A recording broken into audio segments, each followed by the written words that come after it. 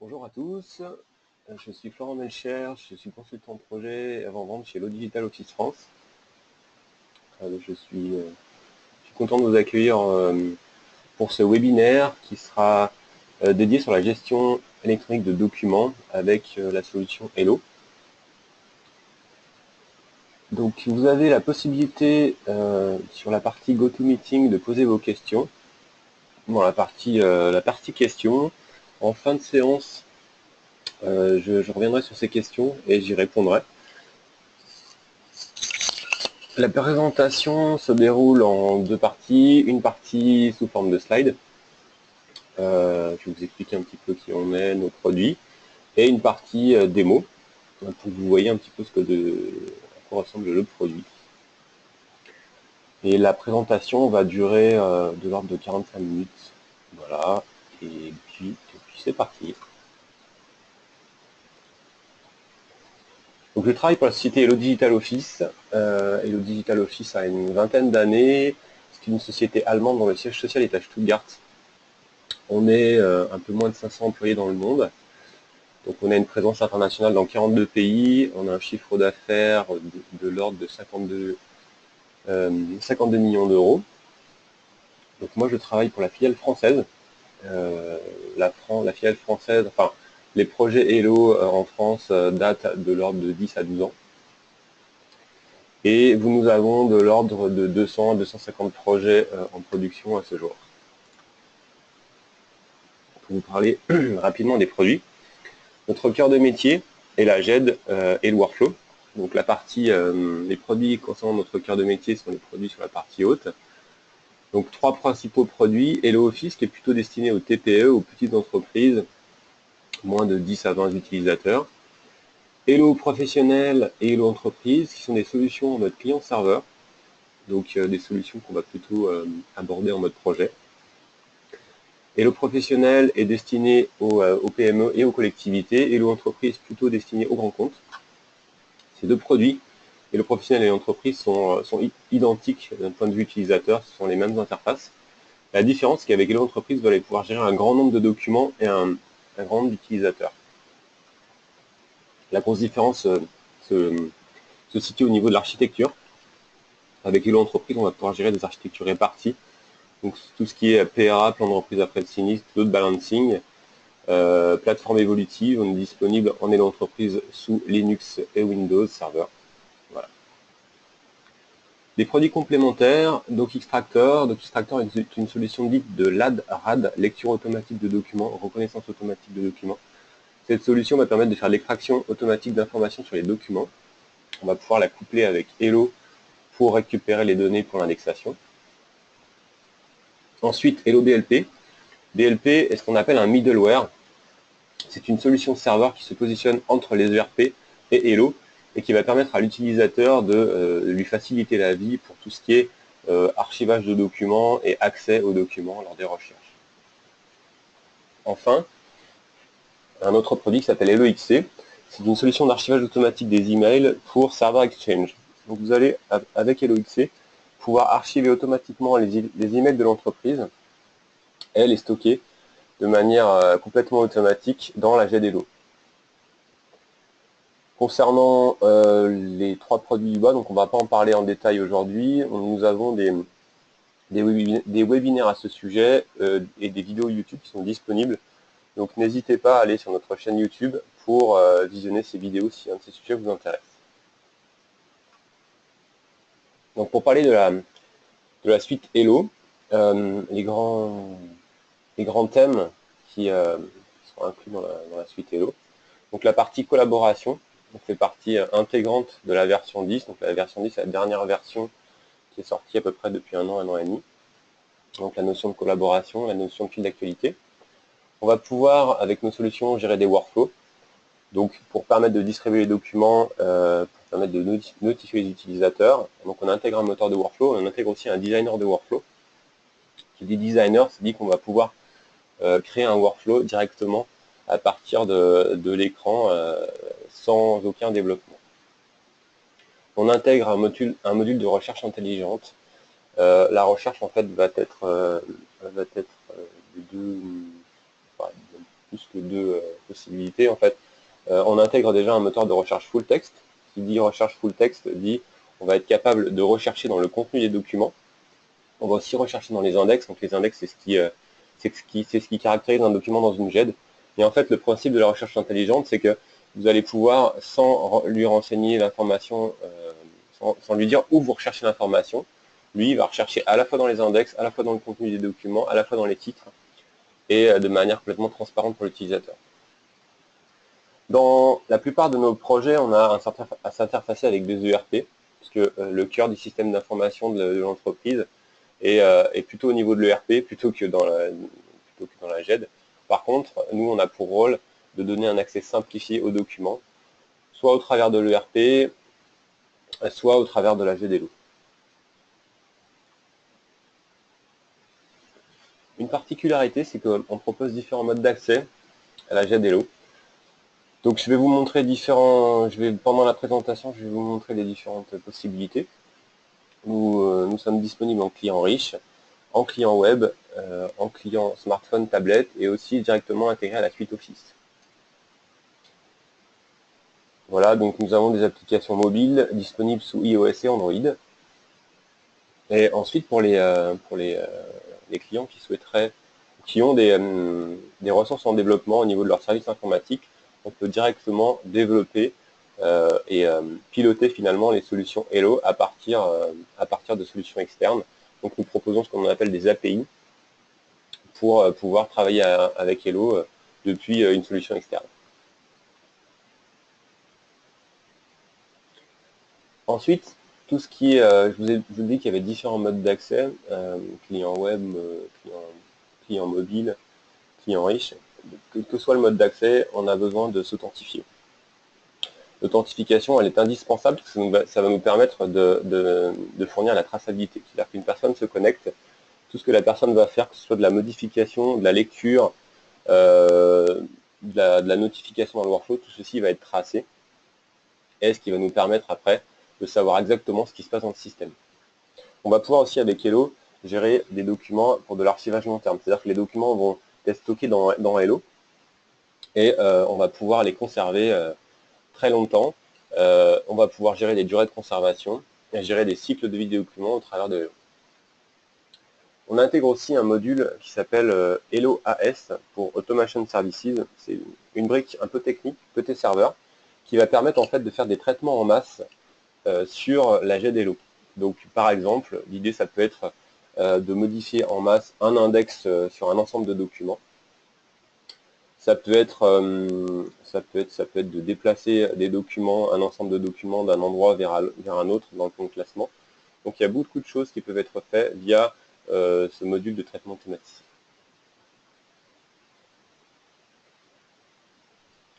Une nouveauté qui date, je dirais, de 6 mois à 1 an, nous proposons dès lors des business solutions, donc des solutions métiers qui vont permettre de répondre à un besoin particulier. Donc une des solutions métiers qui fonctionne très bien, qui est très appréciée de nos clients, c'est la gestion de factures, donc la business solution invoice, donc qui va permettre de traiter des factures fournisseurs. Donc sur la plateforme Hello, mais on est vraiment orienté métier. Après, on a des business solutions pour la gestion des emails. On a une business solution aussi qui est très, très pertinente pour la gestion des contrats et gérer le cycle de vie du contrat. On a aussi une solution qui va nous permettre de gérer les visiteurs. Alors les visiteurs, qu'est-ce qu'on entend par là? En fait, c'est toutes les personnes qui arrivent dans l'entreprise, qui ont une intervention à faire dans l'entreprise ou qui sont, ou par exemple des candidats potentiels. Bien souvent, on fait renseigner un document avec le nom de la personne, on la fait signer, peut-être qu'on prend sa pièce d'identité, voilà, et on sait quand elle arrive, on sait quand elle part. Bah ça peut se faire de manière complètement dématérialisée via Hello. Après, il y a d'autres solutions à venir, comme la gestion des ressources humaines, voire la gestion des connaissances. Quelques références clients. Alors, un de nos gros clients sont les magasins Leclerc. Aujourd'hui, nous avons une quarantaine de magasins Leclerc en production. Le groupe Castel aussi, qui est dont les magasins Nicolas font partie, qui utilisent Hello pour la GED et la dématérialisation de factures. Le groupe Dossi, qui utilise Hello pour la partie workflow, et en fait ils ont mis en place en fait un processus pour automatiser le traitement de leurs étiquettes sur leur boîte de conserve. Pour le groupe Actual, c'est un groupe d'agences d'intérim. Ils utilisent Hello pour la dématérialisation de factures et ils utilisent aussi la GED pour rendre l'accès aux documents depuis leurs agences d'intérim. Je crois qu'il y a de l'ordre de 250 agences d'intérim à travers la France. Voilà. Concernant les webinaires à venir, donc nous avons prévu durant l'été un webinaire fin juillet et fin août. Sur un webinaire, le prochain en juillet, fin juillet, sera sur le workflow, donc on va vraiment parler en détail de la partie workflow. Et ensuite, fin août, sur notre business solution gestion de visiteurs. Tous nos webinaires sont disponibles sur notre site web hellodigital.fr dans la rubrique actualité. Voici mes coordonnées. Si vous souhaitez plus d'informations sur les produits ou me parler de votre projet, n'hésitez pas à me contacter. Alors la présentation n'est pas finie, je vais passer à la démo.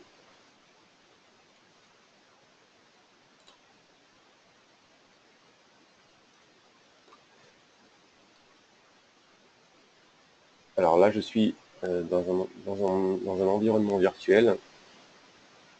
Et ce que je vais déjà faire, c'est que je vais me connecter à Hello.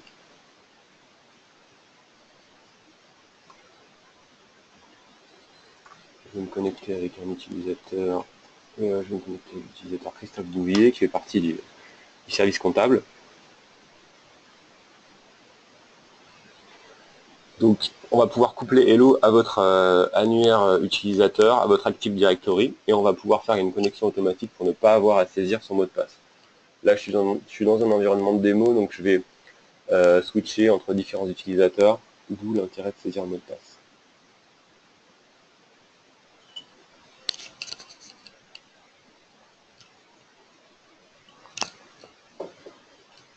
Voilà, donc ce que vous pouvez voir à l'écran déjà, la page d'accueil de l'utilisateur. Sur la partie gauche, c'est un ensemble de tuiles en fait, qui nous donnent des raccourcis d'accès à des grandes fonctionnalités. On va pouvoir avoir accès par exemple à des parties du plan de classement, on va avoir accès aux documents provenant de l'ERP, ou on va avoir accès à des recherches favorites. C'est aussi quelque chose de faisable. On va pouvoir avoir accès à ces tâches, donc les tâches sont liées au workflow, et on va pouvoir accéder à des tableaux de bord pour par exemple voir les factures en cours de traitement. Donc ça c'est pour la partie tuiles. Donc l'utilisateur peut modifier ces tuiles, peut les agencer, peut les modifier, on va dire, le look de ces tuiles et en créer de nouvelles. Ensuite, le fil d'actualité va permettre en fait de collaborer au travers des documents et des dossiers. C'est-à-dire qu'on va pouvoir échanger sur un document ou sur un dossier. Donc, le fil d'actualité ne nécessite pas de passer par un workflow, mais un utilisateur peut très bien commenter ou alerter un autre utilisateur concernant une information. Donc ici, il peut mettre son commentaire. Donc là, Christophe, il peut mettre un commentaire à Guy.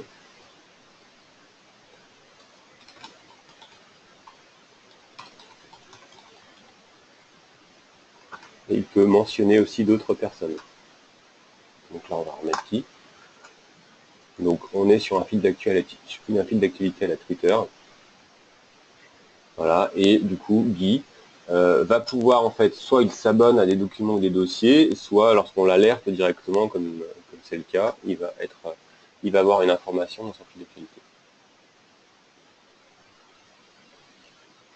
Alors là, je vais aller dans la partie plan de classement. Je vais déjà sur un plan de classement qui est réduit. Alors je vais essayer de... Voilà, si je prends...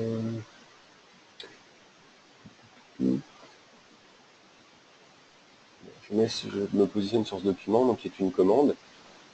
Cette commande donc, est disponible au niveau du plan de classement. Voici le plan de classement. Le plan de classement, c'est un ensemble de dossiers sous dossiers, au bout duquel on va retrouver le document. Le document va être visualisé via la visionneuse. Et au niveau de cette visionneuse, on va pouvoir faire des annotations. Ce qu'on appelle une annotation, c'est le fait de pouvoir mettre, par exemple, faire du surlignage sur le document, mettre par exemple un coup de tampon. Donc ça, ce sont des annotations. Au niveau des tampons, on peut avoir des tampons texte ou des tampons images. Donc si vous voulez ajouter par exemple votre signature en tant qu'image, c'est tout à fait faisable. La notation, en fait, elle est sous forme de surcouche, c'est comme un calque. Et après, si vous souhaitez, par exemple, imprimer le document ou le convertir en PDF, vous pouvez soit ajouter les annotations, soit ne pas les ajouter. Autre chose qui caractérise un document, c'est son indexation.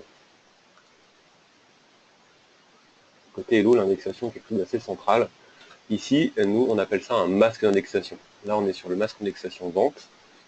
On est dans les documents qui sont associés à mon ERP.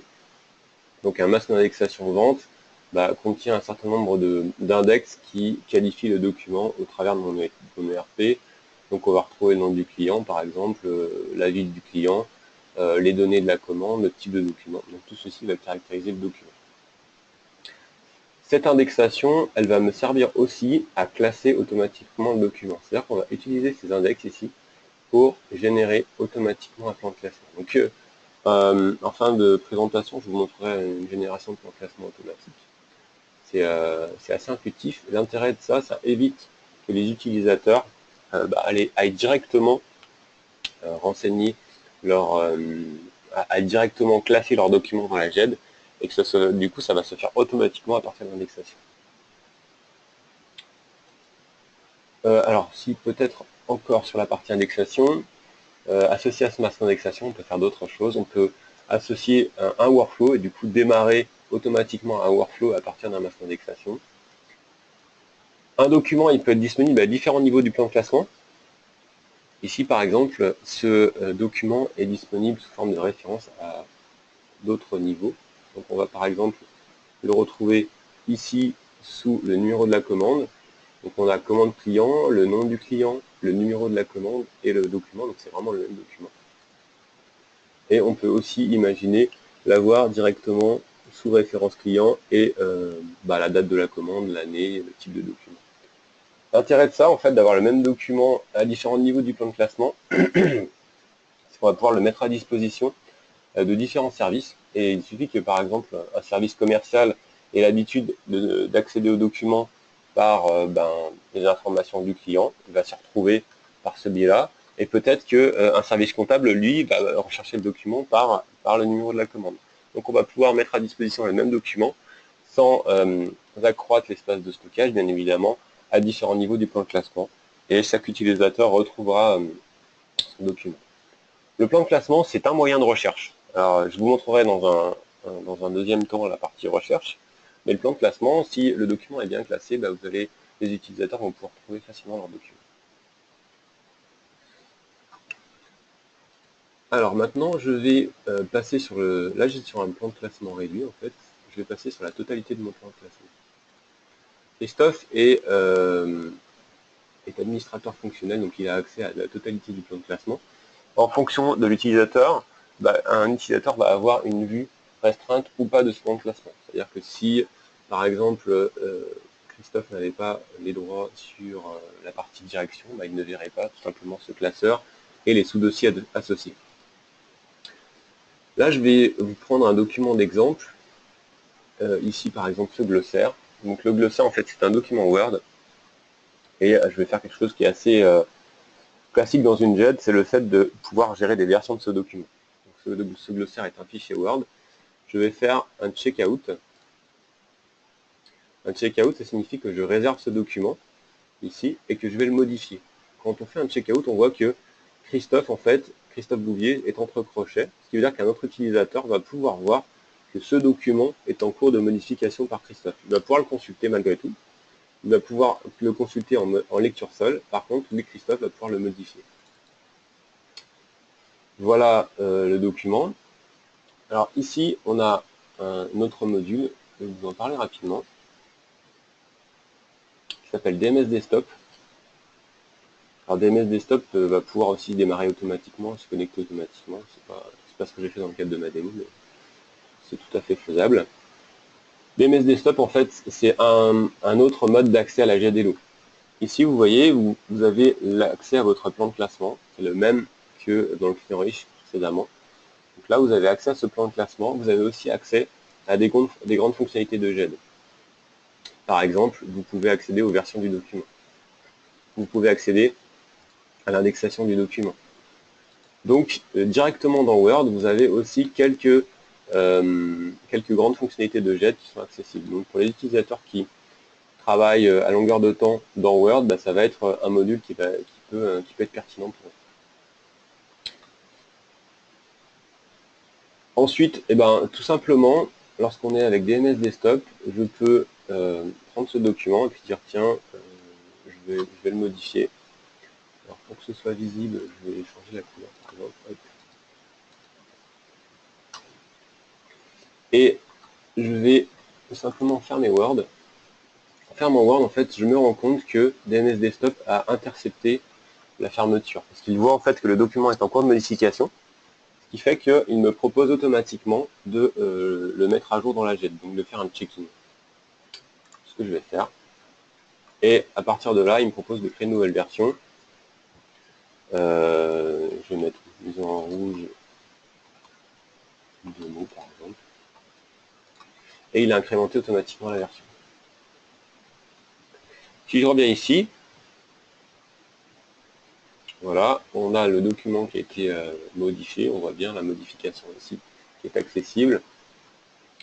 Je peux, via un clic droit, voir les versions du document. On peut voir, on a la liste des versions, quand est-ce qu'elles ont été modifiées, par qui, donc tout est tracé ici. Je peux très bien revenir sur une version, consulter une version précédente, ouvrir un fichier, et du coup je vais simplement consulter en lecture seule ce document.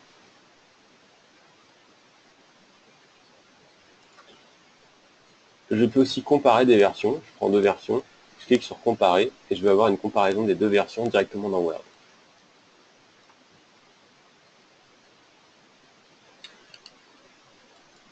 Voilà. Je voulais vous parler aussi d'une autre fonctionnalité, qui est une fonctionnalité de suivi. Alors, pour ça, je vais effectuer une recherche. Je vais rechercher si j'ai un contrat disponible quelque part. On va dire que voilà, ce document est un contrat. Donc, je vais prendre ce document et je veux en fait mettre une date d'échéance sur ce document. Alors, ce que je vais vous montrer, c'est une action qui est très simple, qui peut être faite par un utilisateur lambda. Ici, au niveau des tâches, j'ai l'action qui s'appelle suivi. Je vais cliquer sur suivi. Et alors, je peux mettre une information très précise. Contrat de prestation à résilier, par exemple. Et puis la date de résiliation, je vais dire que c'est en septembre, le 21 septembre. Donc c'est Christophe qui a fait cette demande, donc par défaut Christophe va être notifié, et je peux aussi très bien inviter quelqu'un d'autre qui va avoir l'information. Et là, je vais simplement pouvoir mettre mon texte, merci de résilier à échéance. Donc c'est quelque chose de très simple, et en fait, cette action va me permettre d'avoir une notification dans mes tâches. Donc c'est en fait le même principe que les tâches du workflow, va me permettre d'avoir une notification à l'échéance que j'ai mentionnée. Donc c'est une solution très simple pour gérer des échéances. Maintenant, je vais vous montrer une autre chose qui est le fait de pouvoir aussi gérer. Est-ce que j'ai ça quelque part? Je vais prendre un document. C'est le fait de gérer un workflow sans compétences informatiques, directement par l'utilisateur. Je dois avoir des documents par ici. Voilà, je veux par exemple, je vais déposer un document dans la GED. Alors, qu'est-ce qui se passe ici? J'ai simplement glissé déposer un document dans mon plan de classement. Et en fait, ce qui se passe, c'est que ce document est déjà existant. Il est déjà disponible à un autre endroit. Donc, il me demande est-ce que je souhaite créer une référence ou est-ce que je souhaite dupliquer le document. Le principe est très simple, en fait. Le système calcule une empreinte à chaque document déposé. Et quand on dépose un nouveau document, il vérifie dans sa base d'empreintes si le document existe déjà. Et donc ici, sous forme de référence, on voit que ce fameux document ordre de mission est disponible à différents endroits. Donc il est ici aussi. Alors, je voulais vous montrer une chose, c'est le fait de pouvoir créer un workflow via un assistant. Donc, c'est ce qu'on appelle, nous, les processus ad hoc. Je souhaite en fait tout simplement diffuser ce document, diffuser cet ordre de mission. Je vais cliquer sur processus ad hoc et je veux en fait notifier plusieurs utilisateurs pour qu'ils me confirment qu'ils ont lu ce document. Donc je fais un système de prise de connaissance. Au niveau des workflows ad hoc, il y en a plusieurs types. En fait, il y a deux types de grandes familles, les workflows d'approbation et les workflows de notification, de prise de connaissance. Les workflows d'approbation, l'utilisateur doit dire oui ou non, est-ce qu'il est d'accord ou pas d'accord avec ma demande. Et la prise de connaissance, c'est simplement dire ok, j'acquitte avoir lu ce document. Dans mon cas, donc, je vais faire une prise de connaissance.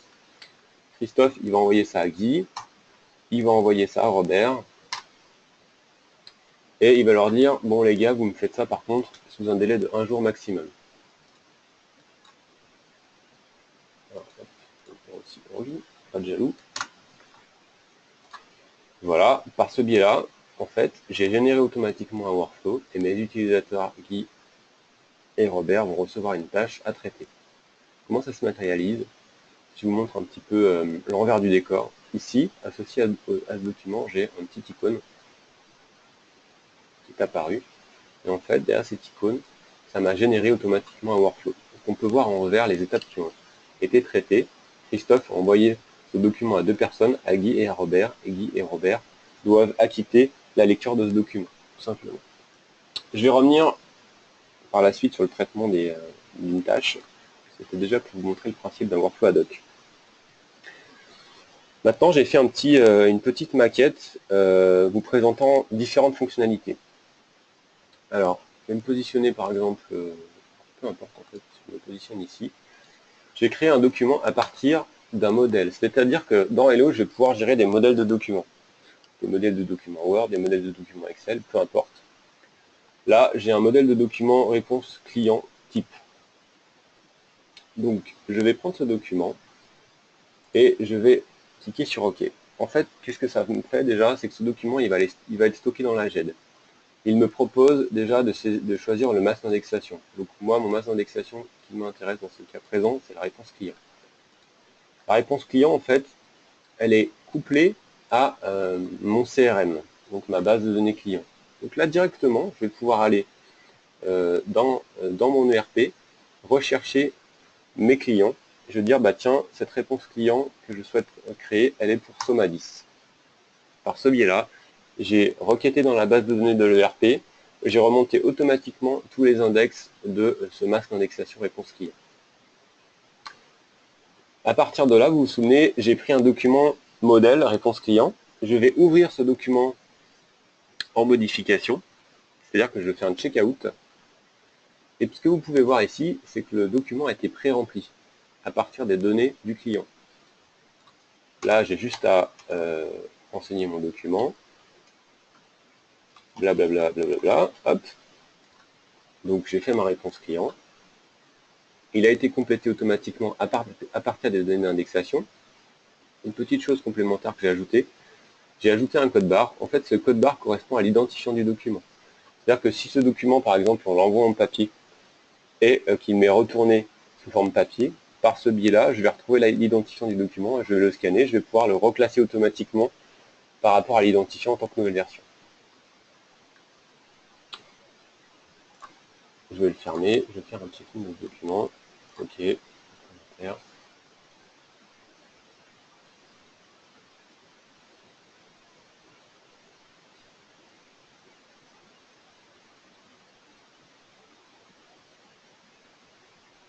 Ok, alors, je vais faire une petite chose en plus. Je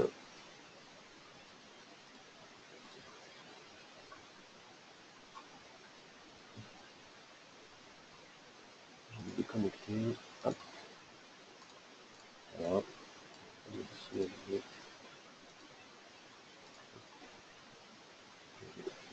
Modifier comme ceci. Voilà. Alors, ce que je vous ai dit tout à l'heure, c'est que le document, en fait, ici, on a un masque d'indexation qu'on a renseigné tout à l'heure par rapport aux données de mon ERP. Je vous ai dit qu'on était capable d'utiliser ces index pour classer le document automatiquement. Là, ce que vous pouvez voir ici, c'est que mon document type, il a été classé automatiquement sous un plan de classement. Donc par défaut, associé à mon masse d'indexation, j'ai un classement qui s'est fait. Et on a utilisé des données d'indexation pour classer ce document. Donc par nom du client, la première lettre du client, le nom, ou alors ici le code client. Et comme tout à l'heure, le document est disponible à deux endroits, soit par code, soit par nom. Donc là, par ce biais-là, ben, on a un classement qui est toujours clean et toujours bien ordonné. Ensuite, dans ma petite maquette, ce que j'ai fait aussi, c'est que ce document, je l'ai envoyé en diffusion via un workflow. Si je vous montre ici, vous voyez, il y a un petit icône workflow. Donc ce workflow que j'avais créé préalablement. Ce workflow, en fait, qu'est-ce qu'il fait? Donc les étapes en vert ont déjà été traitées. Ce workflow envoie le document à trois utilisateurs, Robert, Guy et Christophe, et moi-même, pour modification. Et ensuite, Christophe va pouvoir dire est-ce que la modification lui convient ou pas. S'il ne lui convient pas, il demande à nouveau une modification et le document boucle.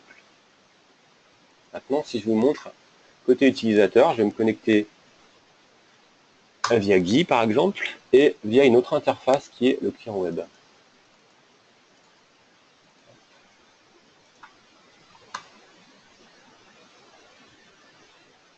Au niveau de cette interface client web, vous allez pouvoir faire toutes les actions nécessaires à la JET, c'est-à-dire tout ce qui est modification de documents, accès, recherche, traitement des tâches, traitement du workflow.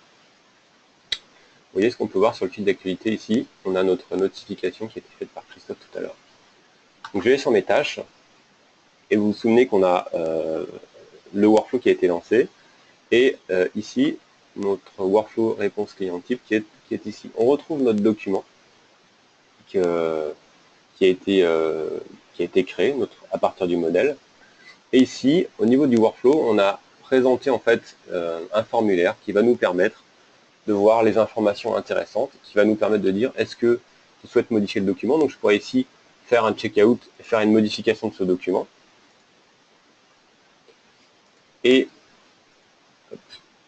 alors dans mon cas, je ne vais pas en faire. Je vais juste dire que le document est conforme.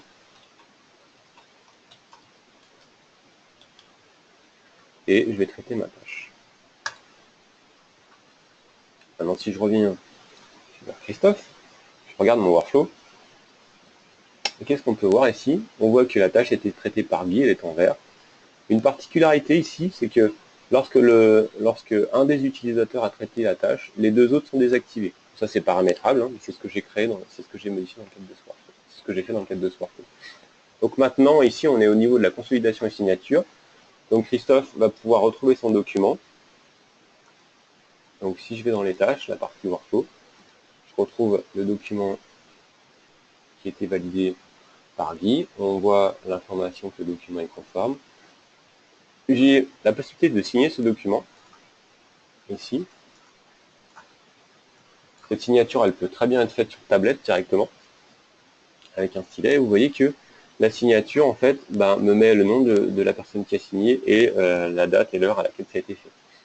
On peut très bien aussi ajouter cette signature au document sur une deuxième page, par exemple, automatiquement. Ensuite, on a la possibilité de redemander une modification.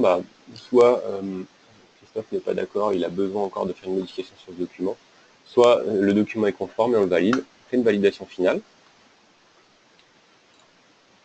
Et je reviens sur mon workflow pour vous montrer toujours l'avancement. Ce qui se passe ici, on a fait deux petites choses complémentaires, des étapes techniques. En fait, ces étapes techniques vont me permettre de faire une conversion automatique de ce document en PDF et une restriction des droits.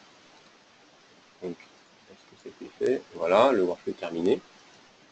Si je reviens ici et que j'appuie sur F5, on voit que le document a été automatiquement converti en PDF. Si je l'ouvre, c'est bien un document en PDF. Et si je regarde dans les versions du document, le document a été automatiquement créé en PDF. Il reste accessible en lecture sur les anciennes versions.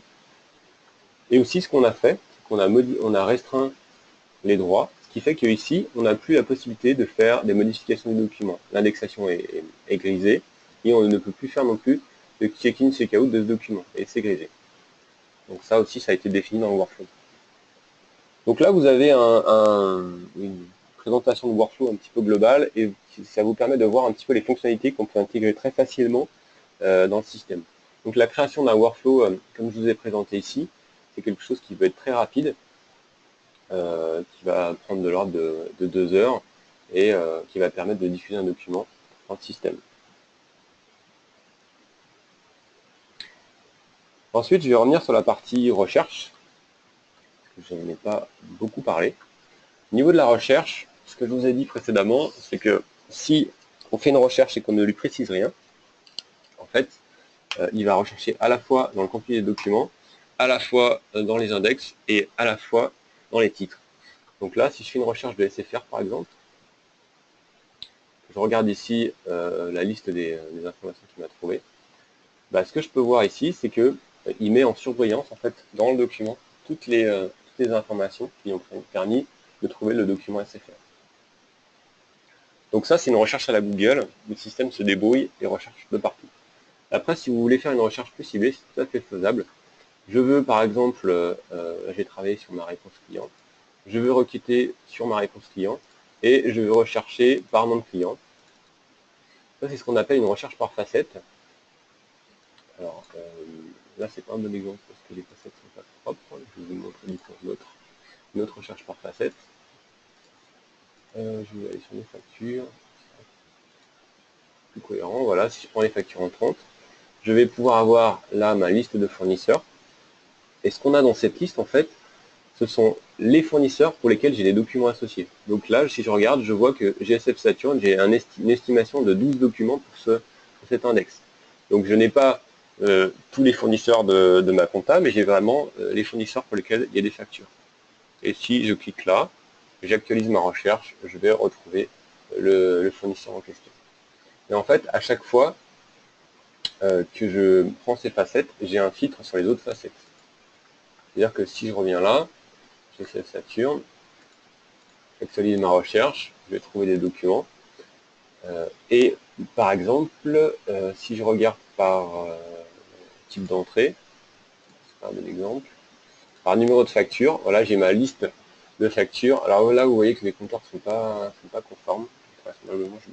J'ai un problème de réindexation. Mais on devrait avoir, en tout cas pour GSF Saturn, la liste des numéros de facture filtrés.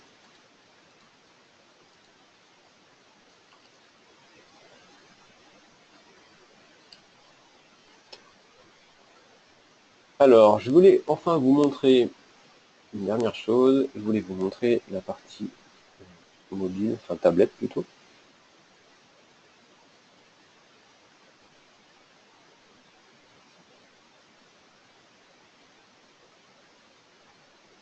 Donc, je vais lancer l'application pour tablette. Donc là, je suis sur un iPad pour vous montrer en fait que l'interface est assez similaire.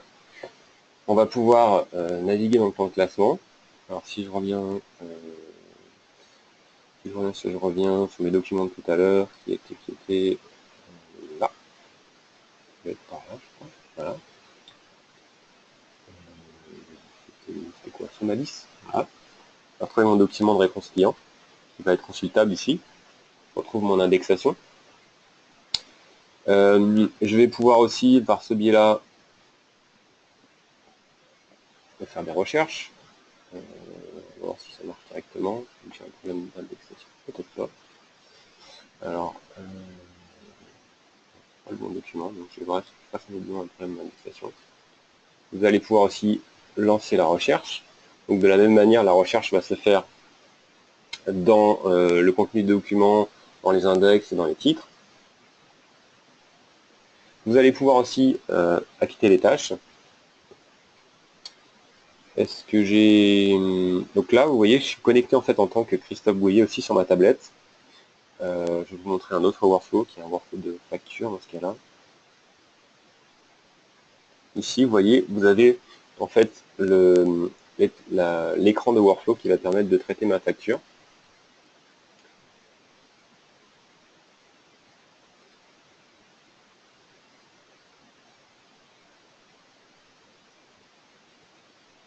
Et on va pouvoir visualiser cette facture par ce biais-là. Au niveau d'un document, on a Hop, des possibilités ici, envoyer le document par mail, l'envoyer en tant que lien, ajouter une note sur le document. On peut même, à partir de la tablette, charger une nouvelle version de document. Pas mal de petites choses intéressantes. On a aussi, au niveau de tablette ou smartphone, on a la partie hors ligne. Si vous avez par exemple un document assez conséquent, un appel d'offres ou autre, que vous souhaitez lire en mode déconnecté, par exemple, moi je m'en sers si je suis dans l'avion, j'ai un appel d'offres à lire, je le mets dans ma boîte hors ligne, ce qui fait que même si ma tablette est déconnectée, je vais pouvoir consulter ce document. Voilà le principe. De la même manière, on va pouvoir accéder au fil d'actualité ici, au travers de sa tablette. Voilà, j'ai fait le tour, je suis dans les temps, donc je ne sais pas si vous avez posé des questions, je vais regarder ça tout de suite, vous avez encore le temps de poser vos questions, il nous reste quelques minutes. J'espère que cette présentation vous a plu, que vous avez une idée un peu plus précise de nos produits, de nos solutions. Et je vais vous regarder la partie questions.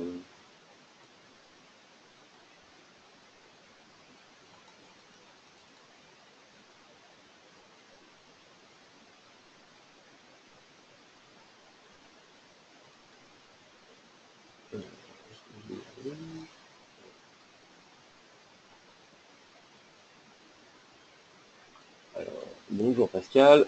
Donc une question de Pascal. Est-ce que la validation du document et la conversion en PDF désactive la version précédente? En fait, c'est deux choses différentes que j'ai fait en fait en deux étapes techniques distinctes. Une première étape technique qui convertit automatiquement le PDF et une deuxième étape qui restreint les droits. En fait, je te montre ici Pascal. Je reviens au niveau de mon workflow. Ici, on a une première étape de conversion. Donc là, ça crée automatiquement une version PDF du document Office. Et là, j'ai une restriction des droits.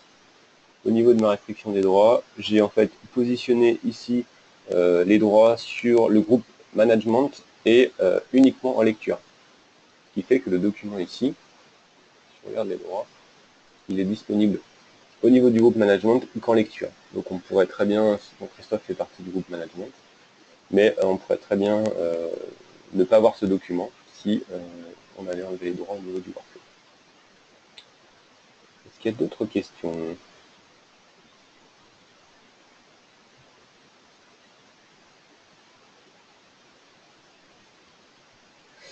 Alors, bonjour Romain. Oui, tout à fait, nous avons des modules d'analyse facture contrat.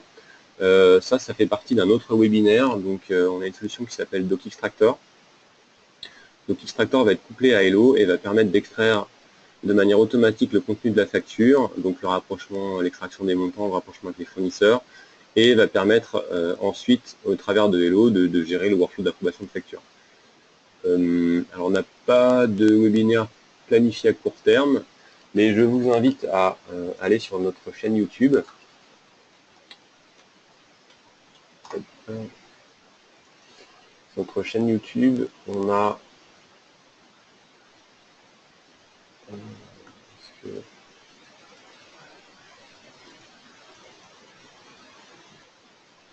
C'est pas ici. Mais ce que je ferai, c'est que je vous enverrai le lien de la chaîne YouTube. Et au niveau de la chaîne YouTube, on a des webinaires enregistrés sur la dématérialisation de factures qui sont assez récents, donc ça vous donnera une idée des possibilités du produit. Bien sûr, on peut aussi reprendre contact et puis je vous expliquerai tout ça en détail. Je ne sais pas s'il y a d'autres questions. On attend encore 1 ou 2 minutes.